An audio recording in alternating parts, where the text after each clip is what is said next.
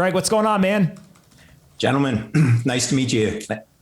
Absolutely. Before we get started with the fun stuff, maybe give us kind of a quick 30 seconds on just your background and what you did before you ever found Bitcoin. Sure. Very quickly. So I'm Canadian.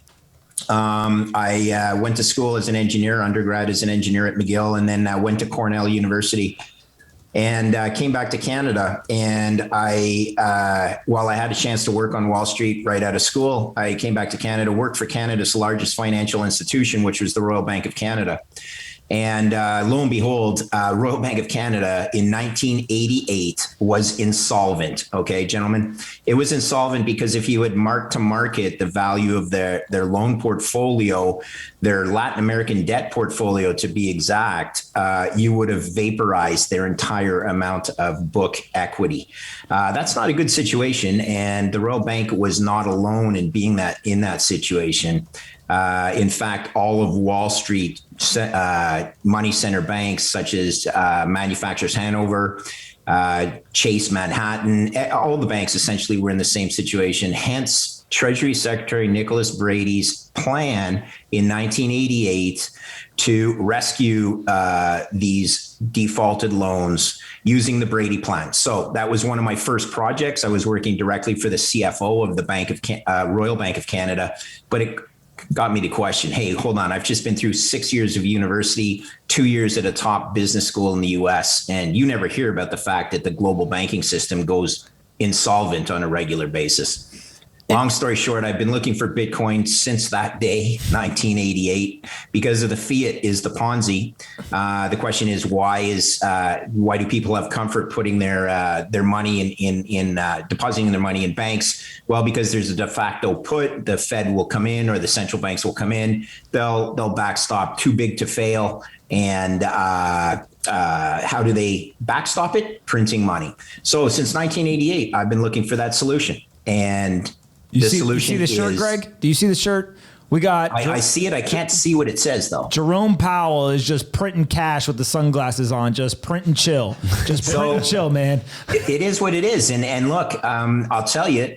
Fast forward after 30 years of trading credit from Canada, but I also worked on Wall Street. I traded huge sums of money with Wall Street.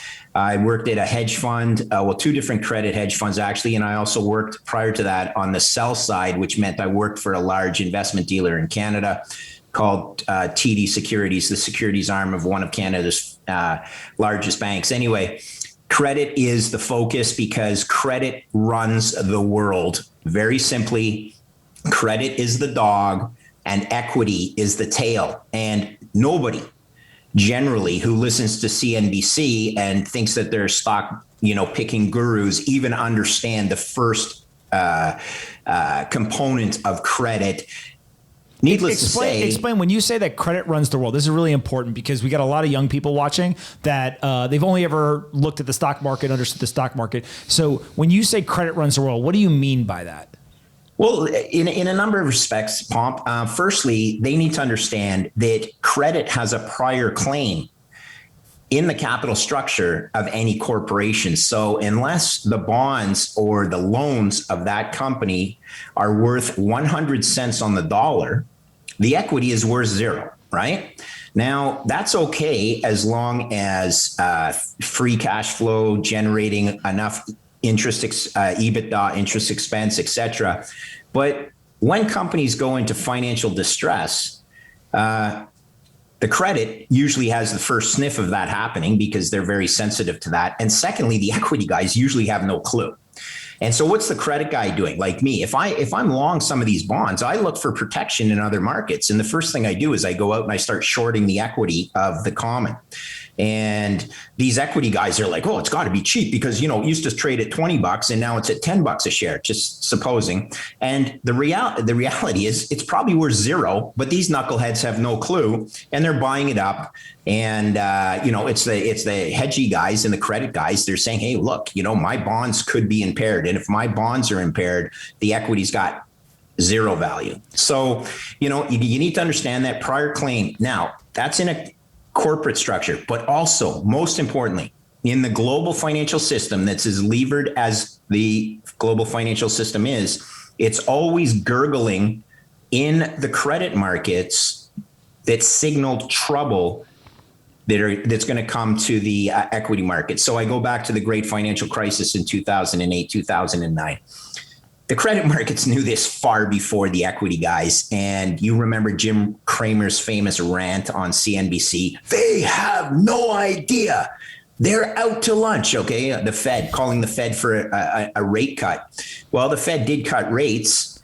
Equity markets proceeded to hit all-time highs in October of 2007, yet the credit market never bought it for one iota. And Bear Stearns and Lehman Brothers, we all know what happened with them. But the credit market was always foretelling what was coming, whereas the equity knuckleheads were, out there, the Fed cut rates, so everything is fine. When you think about the credit investor versus the equity investor, there are some epic stories from the Teppers of the world, the George Soroses of the world, et cetera. I can go through all of the kind of legendary investors with various credit situations. Why have the equity investors never learned the lesson, right? Why do they not look at the credit markets? Is it arrogance? Is it ignorance? Is it a belief this time is different? Like, if it's such a clear signal for future trouble, why is there not more attention on it? Great question. And it even starts with the equity analysts on Wall Street and Bay Street. Bay Street is our financial street in Canada. A lot of the equity analysts don't even consider where the bonds are trading, even when they put out equity research reports. Okay, you'd think that would be the first place they looked. Many of them don't even know what the credit rating is of the company, let alone the credit levels that the bonds are trading at. So, you'd think it would be more apparent, but firstly, you're not really drilled this in Finance 101, if you've even taken Finance 101. And more importantly, bonds are esoteric. They trade over the counter. They're not registered on an exchange where you can see the perception of liquidity like the equity market has, okay? But the reality is bonds trade in far higher volumes than the equities do. And yet, everyone thinks, oh, well, equities are liquid. And because, a couple of 100,000 shares are trading, maybe, $3 million of market cap of a company trades on a given day. Oh, that's liquidity. The funny thing is it's just not well explained, and it's not transparent like the perception of an exchange traded instrument like equity. Help me understand, and I know you wrote a big paper on this recently, how the credit markets and Bitcoin are related or how they interface with each other and what people should take from the credit markets when looking at Bitcoin. So great question. Thanks. Yeah. So I did write this paper, and I had to base it on my experience of 30 years of trading credit. Because what is Bitcoin to me? And to me, Bitcoin is anti-fiat. And that's another way of saying it is default protection on a basket of currency. Okay. So think about that for 1 second. How would you measure that? And based on my experience in the markets for 30 years, I go to the most efficient markets I know of, called the credit default swap markets. It's essentially markets on insurance that foretell the credit quality or deteriorating credit quality of a corporation or a country. So I think of Bitcoin as being this credit protection on countries. And I add it all up. The US is the strongest, no question. But in those countries, in the G20, for example, are names like Argentina. And if Argentina defaults again, which it looks like they're going to, that's going to be 3 times in my career that country has defaulted. Okay, this is serial defaulting, and this is a G20 nation. So there's all sorts of components in there. But remember this: in 2006, you could buy default protection on Lehman Brothers for 9 basis points. What that meant was you could pay $9,000 a year to protect $10 million of Lehman Brothers debt against default. So if that $9,000 premium, think of it as an insurance premium, 2 years later, it was worth $6 million.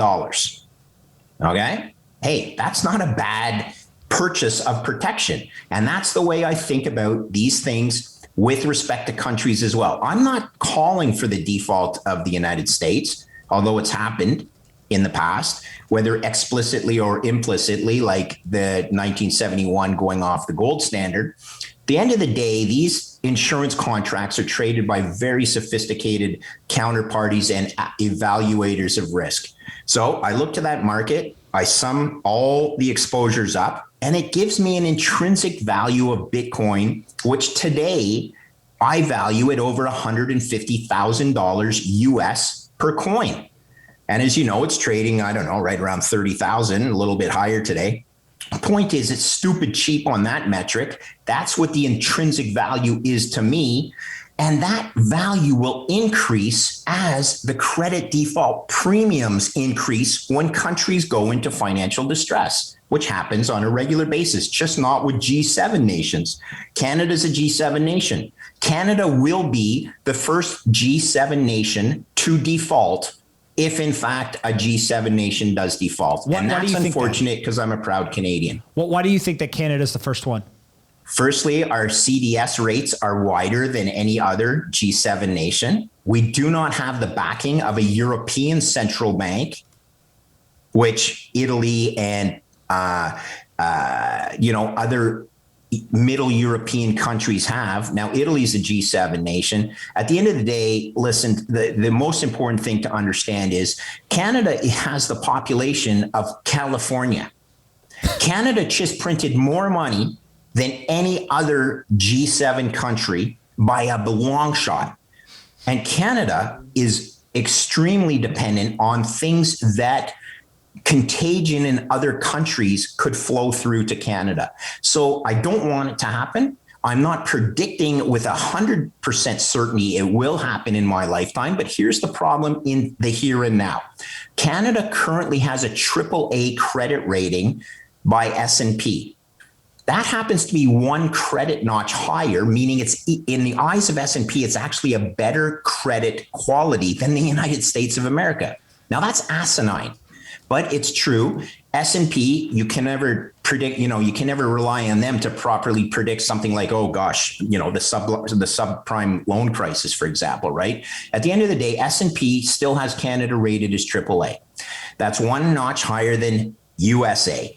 The funny thing is, credit insurance on the USA trades at about 10 basis points per annum, and Canada is more than double that. Canada trades like a single A rated credit in the CDS market right now. And our politicians have no clue. They're like, oh, well, Canada still has this coveted AAA credit rating. Garbage. Do not look at S&P credit ratings. I wouldn't wrap fish in their reports. So if Canada or one of the other G7 countries has potential default risk, right? Just let's say put it at potential. Your argument essentially is just like you could have bought an insurance premium on a defaulting corporation, that is what Bitcoin is to you. Your Bitcoin is that defaulting kind of insurance. And so you're able to kind of back into the pricing of what you think the value is based on what you think the default risk actually ends up being for these various countries. 100% great way of explaining it. And don't forget, it's not my opinion, it's the market's opinion. I'm just using this as the metric that I come to evaluation. I start my evaluation there and I say, well, this is stupid cheap. And you're supposed to close your eyes and buy it based on that metric. But I think Bitcoin goes to prices that exceed, a couple of $1 million US per coin. I could run through the mathematics on that. Very simply, Bitcoin is the best asymmetric trade opportunity I have ever seen in 32 years of trading risk. Okay. I'm not 100% certain, but I'll just tell you, anyone who worries about the price of Bitcoin, whether it's $30,000, $40,000 or $60,000 a coin, is missing the bigger picture. It's all stupid cheap. And if you're overthinking this, you deserve to miss out on the best asymmetric trade opportunity of your lifetimes as well. Hey guys, what's going on? Before we continue with this awesome episode, I want to quickly talk about our sponsor, Kraken. For the last 10 years, Kraken has built one of the best platforms to buy and sell cryptocurrencies online. They've got a brand new mobile app, the Kraken app. Today, you can go on and buy Bitcoin or up to 60 of the most popular cryptocurrencies in the world. And you can do that on the go 24/7. All you have to do is simply download the app, Connect your bank account, and you can get started investing with as little as $10. It only takes a minute to get started. With the new Kraken app, you'll have your portfolio in your pocket. You can track your portfolio, see who the winners and losers are every day, track your favorite project, or just simply look at the trading volume for your favorite assets. It has all the features you need without any of the complexity. It's simply the best place to buy and sell cryptocurrencies. So go to kraken.com/bangbang to learn more, or go to your favorite app store and simply search the word Kraken, and you can download the mobile app there. Kraken's been a longtime supporter of this show, so to say thanks, it would mean the world to me if you would go and download their new mobile app. All right, let's get back into this episode. I hope you're enjoying this one. Walk us through kind of sequentially how that happens, right? So let's say that we end up with a couple of $1 million per Bitcoin being the kind of end state, if you will, right? So much, much more valuable than it is today. Do we get institutions to adopt, then, kind of developing nations, and then there's a default and there's an inflection point? Like, how do you think we sequentially get there? What does that like order of operations almost look like? So great question. So firstly, I'll detail how, or not detail, it'll be a quick explanation of how I get to my $2,000, $2 million or greater per coin. Very simply, today, total global financial assets in the world today are over US $900 trillion. Now that includes all equities, all debt, all currency, all fine art, all gold. 900 trillion US dollars, all real estate. Sorry, I forgot to mention real estate globally. I think that Bitcoin has a chance of becoming the global reserve asset of the world. Why? Because I think oil and natural gas will shortly, and when I say shortly, within the next 10 years, become priced in Bitcoin. Why is that? Well, I'm an engineer. Rule of conservation of energy. You've certainly heard Michael Saylor say that. Oil and natural gas, if you're Russia, do you actually want to sell your valuable natural resources for this thing called a US dollar, which is a programmed to debase fiat currency? Or do you want to hold US treasuries, which is a fiat contract that's also programmed to debase? Or would you like to sell your natural resource energy for Bitcoin, which is digital energy? I think yes. I think over time there will be enough people or nations that want to price Bitcoin or energy in Bitcoin. When that happens, that becomes the reserve asset of the world. So what percentage of the reserve asset does it make sense that $900 trillion could capture? Would it be 5%? I think that's pretty low, but let's assume it's 5% of 900 trillion US dollars. 5% of 900 trillion is $45 trillion. 45 trillion divided by 21 million Bitcoin, that's over $2 million a Bitcoin. Okay, it's that simple. Now, could it go higher than 2 million? Abso-friggin-lutely. Okay, but let's just use $2 million per Bitcoin as a base case scenario. How does it get there? It gets there something like, you have what happens in El Salvador a little bit. And then it gets there because Michael Saylor, the genius of Wall Street, figures that every single corporation should actually issue debt in order to capture a certainty of debate contract in trade for this thing called Bitcoin. At the end of the day, you'll get institutions, you'll have a combination of countries, institutions, hedge funds, all of this will add to a higher price. We've seen it happen before. The reality, though, Pomp, is when energy is priced in Bitcoin, that will remove the petrodollar focus. It will become the de facto reserve asset of the world, and you will see a gap up in price that will blow your socks off, in my opinion. Does it have to happen? No.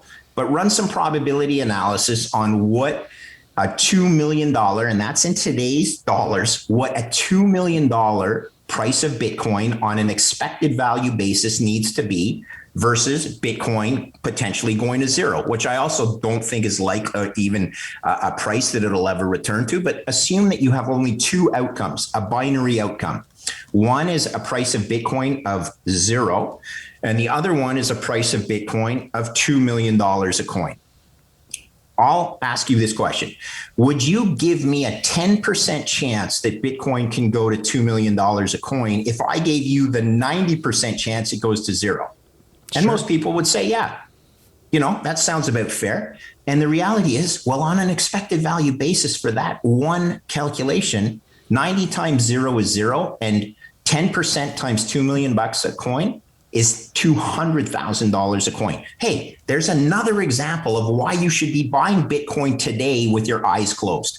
Don't overthink this, okay? It's a game of probabilities. It always is a game of probabilities. No one is ever 100% certain about anything in investing except this. I am 100% certain that fiats will continue to debase because they cannot possibly stop printing money due to the DEBT debt spiral that all fiat countries are in today. It is 100% certain mathematically that fiat currencies will continue to debase and will continue to debase on an accelerated basis. Pure math, pure, simple mathematics. Grade 11 type of math is what I like to say, Pomp. Grade 11, you're doing higher math than I can do, so I think it's actually more like grade 4 or 5. One of the things that you're talking about is kind of a very macro view of the world, nation state defaults, etc. And I think that is ultimately like a tailwind, and it really will drive global adoption. But we've also seen adoption on the micro scale or in smaller communities. I know that you spent a lot of time kind of paying attention to what's happening in El Salvador, and you've got some friends in Guatemala. Maybe tell us a little bit about what's happening in more of the microeconomic standpoint on a local scale versus just the macro side.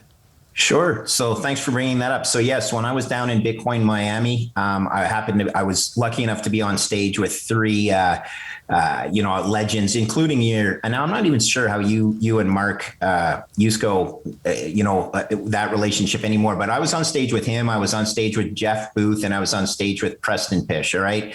So we gave a talk on that. But when I was in Miami, I did meet these kids from Guatemala who had seeked me out and said, Foss, we got to talk to you. We like your stuff. But most importantly, this is what we're doing, boots on the ground in Guatemala.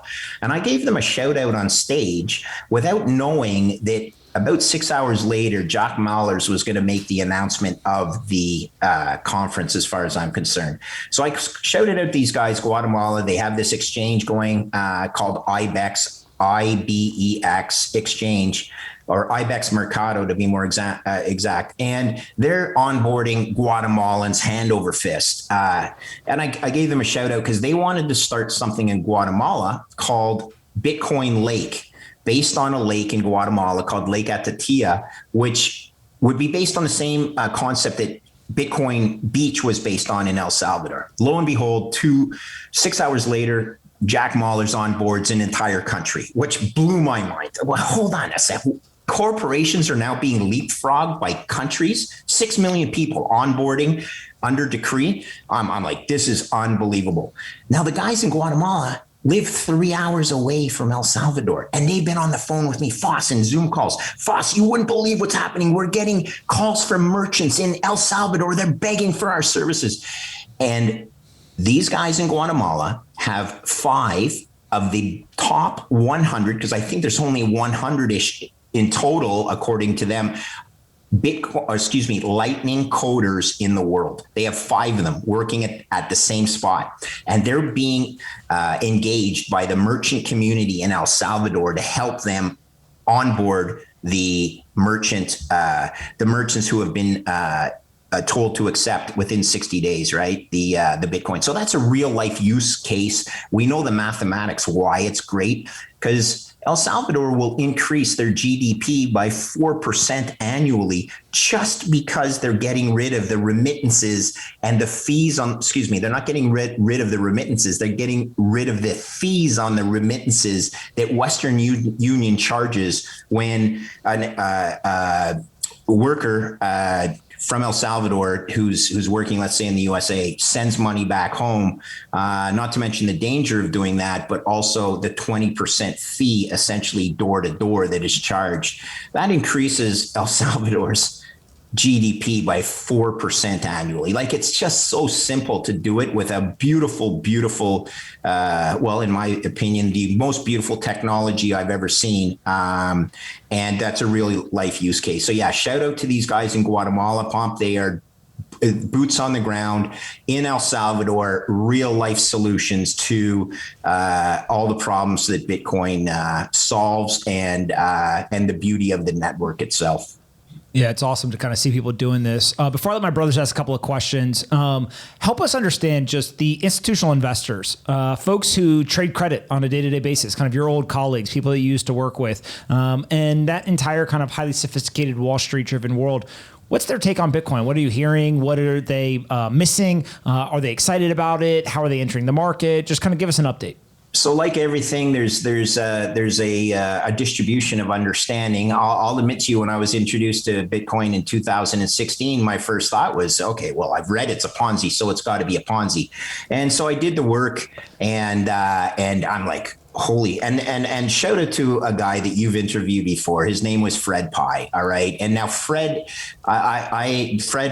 grew up in Montreal. I grew up in Montreal. I happen to own a pub in Montreal, and he met me at my pub and goes, Foss, you got to look at this thing.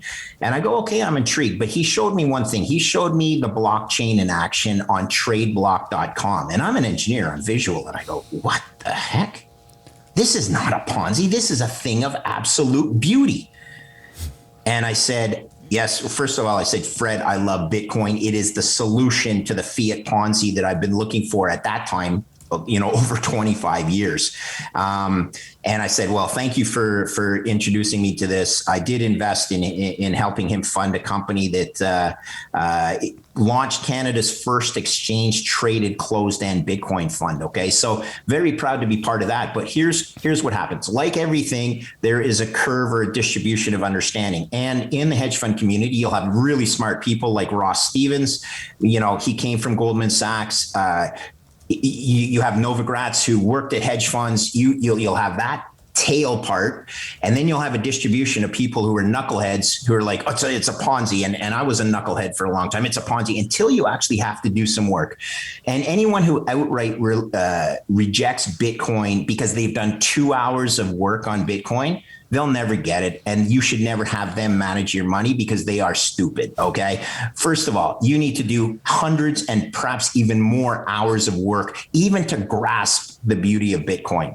But it's more like anything. If you don't learn about this in school, you don't learn that it is a certainty because of total global debt being 4 times total global GDP. It is a 100% certain that they have to continue to print money to solve that debt overload. The numerator, which is your total global debt, is growing organically just because of the coupon on that debt at about a 12% rate. And your denominator, which is your global GDP, is it going to grow at 12%? Not in a month of Sundays. Yet people don't do that math. And they don't know that they have to solve the fact that the debasing of the currency is a certainty. So they'll say, like Peter Schiff, well, you got to go towards gold. You got to go. And Peter Schiff was right about 2,000 years ago, but he's been wrong ever since. Okay, because Bitcoin is so much better than digital or than gold. We all know the reasons why, but it's the same principle. You need store of value. So who gets it? Well, you got the guys that get it. You got the middle of the distribution, the bell curve. They will get it. Those people will get it. And then you got the stupid part of the curve, which is the Peter Schiffs of the world, that he probably gets it. He'll never admit he gets it, and therefore won't get into it unless he gets his son into it, which, we could argue is a different bowl of potatoes anyway. So there is an adoption that occurs like in any market, the network effect, you've heard them all. And it's like anything. It's like what happens on the institutional side is a reflection of what happens on the small retail investor side as well, right? It's an adoption, and 71% of Fidelity's clients just recently, I read 71% of his institutional investors plan to allocate money to crypto. I prefer to focus on Bitcoin only just because of the things it solves, which is the fiat conundrum or the fiat Ponzi, if you will. No other coin does that, in my opinion, and it's all because of the beauty of Bitcoin being decentralized, math and code, 21 million fixed supply forever and ever. The most pure store of value ever created by man. And I want some of that. So do other institutions, and it'll just be a process. I want some of that too. You can never have enough of that. Joe, John, what questions you guys got? Greg, thanks for doing this first off. Really appreciate it. So my question is, we have a kind of a wide range of people that watch this show. I think some are probably in their 20s and have little to no financial investments, and some are in their 30s and 40s and have a diverse portfolio. But when it comes to kind of financial investments in general, and more specifically Bitcoin, how do you think about personal allocation, right? How has that changed over time as you've gotten older, and how do you think about it for kind of younger people who are just starting to invest? Outstanding question. So it's all about your risk tolerance. Let's start with someone who's a boomer like me. So I'm 58 years old.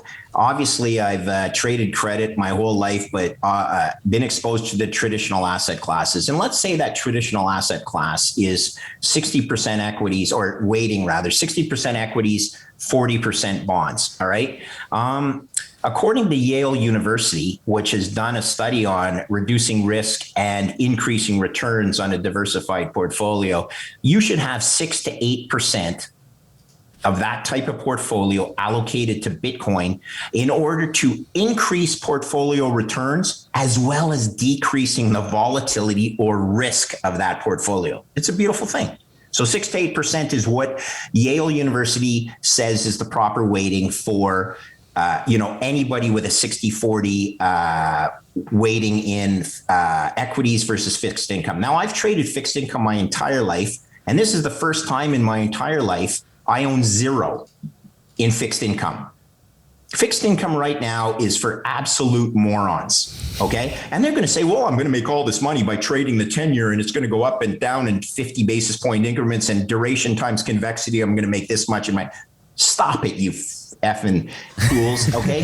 This is about mathematics, and it's no longer about interest rate risk in bonds. It's about credit risk, and no substantial institutions have made that leap of faith, except who? Ray Dalio, okay? Read between the lines. Probably the smartest risk manager in the history of the last 40 years has made that leap of faith. He isn't buying it for his funds because it's probably not big enough yet. Bitcoin under $1 trillion market cap. Ray Dalio needs, big markets, but he said it himself. I'd rather own Bitcoin than a bond. So if you're not 60-40, what is the right weighting? For me, I'm higher than 6 to 8%, but I don't have 100% in there because you're never certain, guys. I'm not saying to people go out there and own 100% Bitcoin. What I'm saying is get your ass off zero. I think that was your line, Pomp. Get off zero, get up to, let's say, a 5% portfolio weight. Then you can talk about managing risk. But until you get to 5%, you are taking far more risk by owning zero Bitcoin than if you own a proper portfolio allocation. And that, again, is just pure probability analysis. Okay? So you get someone off zero, they own 5%. They still have $95 of every $100 allocated elsewhere. Which one do you think they look at every single day, every single tick of the market? Well, their Bitcoin allocation. Stop. Buy it, hold it, and I'll talk to you in 20 years. Don't overthink this. Get off zero, get up to 5%. I'm higher. Other people are way higher. God bless them. They've done their homework, and people will say, oh, they were lucky. No. People who work hard tend to be lucky. And there's been an awful lot of Bitcoiners who have done a tremendous amount of work in this area. They will be lucky, in my opinion, because Bitcoin is a rounding error at these prices. John? Yeah, Greg, thanks for doing this. You're clearly very knowledgeable about credit, Bitcoin, financial systems, everything like that. I'm curious what you think about how people go about storing their Bitcoin, right? So you talk about how it's going to appreciate over time. Where would the average individual go to sort of, like, there's cold wallets, hot wallets, they have those banks now, right? Where would people, in your mind, keep their Bitcoin? Great question too. These are lob balls for me, guys. The reality is this. I own it in 3 different ways. You got to own it on your wallet, on your smartphone, to experience the beauty of being able to send money to New Zealand, which I have. I sent money to an Aboriginal group in New Zealand. and it settled in 10 minutes. If you've ever tried to send an international wire transfer, money anywhere, it is a painful, painful process. And for me to have the ability to send store of value over around the world that will settle in 10 minutes was a thing of beauty. So yeah, I own some on my phone. I also own more of it in cold storage because I don't want my phone to get hacked and lose that. So I own it in cold storage. But in Canada and soon to be in the US, we have Bitcoin ETFs that can be put in or invested in tax advantaged savings accounts in Canada. All right. Those tax advantaged savings accounts allow you basically to buy $1 worth of Bitcoin for 50 cents because of the tax advantage. Darn right, I'm going to take advantage of that, even if it's not your keys, not your coins type of argument. Full stop. All right. You need to understand that not your keys, not your coins works in an Armageddon scenario that I'm not sure anybody in the world really wants to get to. Okay. You're going to have two parallel systems working. You're going to have fiat, which is good for circumventing the need for barter, trading 3 chickens for a cow. You just do currency. That's like your checking account, as Nick Szabo says, and Bitcoin is your savings account. So we'll have two parallel systems working, Bitcoin being your store of value. Own it outright, own it on a wallet, own it in a GBTC, which currently is trading at a 12% discount to NAV. I own it in various ways. Why?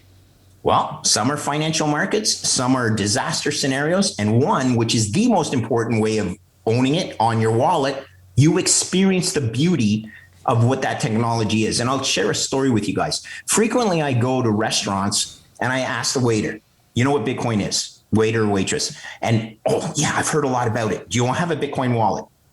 No, I don't. I tell them, and I've done this over, 5 times.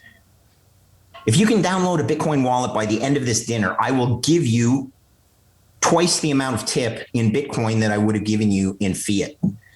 And so far, 5 out of 5 times, they've come back and within that meal have downloaded a Bitcoin wallet. And sure enough, I give them a Bitcoin and it makes their day. And sometimes I go back. I've been back to the same restaurants. I've seen people and they're like, you know that X amount of Bitcoin that you gave me? Well, it's now worth 2X. And you've onboarded somebody that way. I've done it not just with waiters and waitresses. I've actually done it because I'm involved in a company that trades a lot of energy.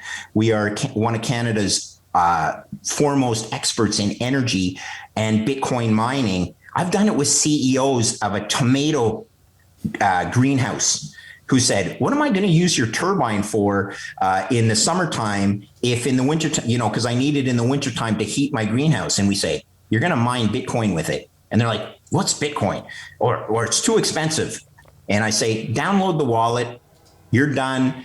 By the end of the meeting, 45 minutes later, the entire conversation had switched from heating their greenhouses with natural gas and the turbines that we sell to, hey, I can do that in the winter. And in the summer, I'm going to be mining Bitcoin with these same turbines and creating a follow-on revenue stream. Okay, so our company's called ValidusPower.com. Pomp, I'm going to tell you, we are a flare gas solution that is greening the environment using Bitcoin mining. We are taking out pollutants and we are mining Bitcoin and stabilizing the grid. And it's like what Marty Bent does. And I love everything with Marty Bent and Great American Mining. We do it with 35 megawatt jet engines. Okay. This can power a small data center. All right. And this is a thing of beauty. As an engineer, seeing a 35 megawatt jet engine wheel up on the back of a trailer truck and attach to a formerly wasted gas supply, rock and roll, baby. You are creating Bitcoin revenue stream using wasted natural gas energy. The financial incentives to do this are off the charts. Eventually, people will realize, I'm tired of talking about it because I've just been saying it over and over and over again, is the most profitable thing you can do as a energy producer is to mine Bitcoin. And the benefit. Can I say to one society thing, of Pomp? And that's beautiful. It is the most profitable until the grid needs the power more, and you just flip the switch, and you're mining Bitcoin for 90% of the time, but then the grid needs peaking power. So you flip the switch and you're giving it to the peakers at a kilowatt hour rate that is better than mining Bitcoin. But the combined business model is a thing of beauty, and it stabilizes the electricity grid. Completely agree. And I think that what people are going to start to realize is this is the single greatest contribution to society you can make, is to free billions of people from what ends up pushing the most amount of people into poverty. If you're into philanthropy, you should be into Bitcoin.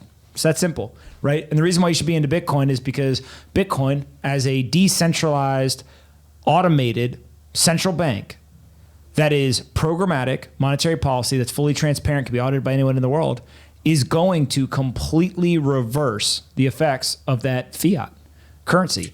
And I think people just haven't woken up to that yet. And so if you are mining Bitcoin and running the network and validating transactions, you are contributing in an immense way to the independence and freedom and liberty of billions of people around the world. If you hold Bitcoin, you're doing the exact same thing. And so if you are involved in this industry whatsoever, I fundamentally believe Bitcoin will do more for society than all philanthropy combined, because the greatest contributor to wealth inequality in the world is central banks devaluing the currencies of which majority of the world holds their wealth in. And it's just, at some point, people are going to wake up to that, right? I think you've done a great job articulating kind of how that happens. But to me, it's kind of a foregone conclusion at this point in terms of the problems in the legacy system. And then here is a solution. It's just, how long does it take for the rest of the world to kind of understand and get comfortable and really kind of be in a position to start to allocate to it and hold it? It'll happen. Might happen in a year, might happen in 20 years, but it'll happen. I agree 100%. Look us up at validuspower.com. All right. My business partner, the CEO, is 100% Indigenous Canadian. All right. Not only is this going to change lives of all Canadians, this could absolutely reshape the destiny of the Indigenous population in Canada. All right. So many good things happening with Bitcoin. Do your homework. Don't overthink this. And for God's sakes, don't listen to Steve Hanke, professor of idiots at Johns Hopkins University. Okay. That is a conflicted individual that is a disgrace to mathematics as well as economics. Greg, you said Peter Schiff was right 2,000 years ago, which everyone appreciated. You then said that Steve Hanke is the professor of idiots. I think that you may get the biggest round of applause from the audience because they are appreciating your colorful descriptions. But before I let you go, I always ask people a couple of the same questions. First being, what's the most important book you've ever read? Oh, man. Jeff Booth. Woo! My fellow Canadian, The Price of Tomorrow. And I'm going to be driving with him from Montreal down to New Hampshire, Bretton Woods, New Hampshire, in a couple of weeks. And the guy wrote the most incredible book, in my opinion, the best book I've ever read. Now, I need to couch this with the fact I probably think it's so good because a lot of the statistics he came up with in his book, I use in my paper as well. The difference is I wrote my paper before I read his book, and it was like confirmation that I wasn't off on a tangent using the statistics that I used. So he and I have the same conclusion based on mathematics and research that we did independently. So maybe a little biased, but The Price of Tomorrow is a great book. One that you need to read about how stupid our financial system is When Genius Failed. Okay. The story of long-term capital management and two Nobel Prize winning academics who took 90-to-1 leveraged bets on volatility in the market. And they were selling vol, which is a dumbass strategy, but they were selling vol based on, a full 6 years of data. God, Lord, this was 1998, 10 years after I started studying or trading professionally. And they almost brought the financial systems down then. So read Long-Term Capital Management or When Genius Failed, just to realize how stupid Wall Street can be sometimes. And then read Price of Tomorrow by Jeff Booth, which forecasts where we are going because of technology. And of course, he has 1 or 2 pages, and I'm serious, not more than that, dedicated to Bitcoin. I couldn't agree more on the Jeff Booth recommendation. Last question, most fun one: aliens, believer or non-believer? It's only math, I believe. Big math guy. I appreciate you. Not a professor of idiots, professor of math. That's what we need more around here in this world. All right, Greg, listen, thank you so much for taking the time to do this. We really appreciate it. Everyone really enjoyed the conversation in the comments and stuff. So we'll have to do it again in the future. I'm a big fan of what you do and the education you put out there, Pomp, and we'll talk offline sometime. I have a young kid from Canada that's working for you that used to play hockey with my son. So small world, everything you're doing is so important. So God bless America. One final shout out. When I did go to Cornell, my roommate died in 9/11. Okay. So I appreciate everything you've done as service for your country. My granddad was a veteran of 2 world wars. Bitcoin is freedom, you guys. Bitcoin is everything that makes America great. Do not fear it. Embrace it. And Canada has handed this to us on a platform, on a platter. And if our government is too stupid to realize that, then get a new government, okay? Because this is the opportunity of a lifetime to define the future of money and have it native to North America and South America, okay? Full stop. I love you guys. Thanks for having me on. Greg, you're a legend. Appreciate you. Thank you. Thank you, Pomp. See you, bud. Thank you, boys. Thank you. Thanks, Greg.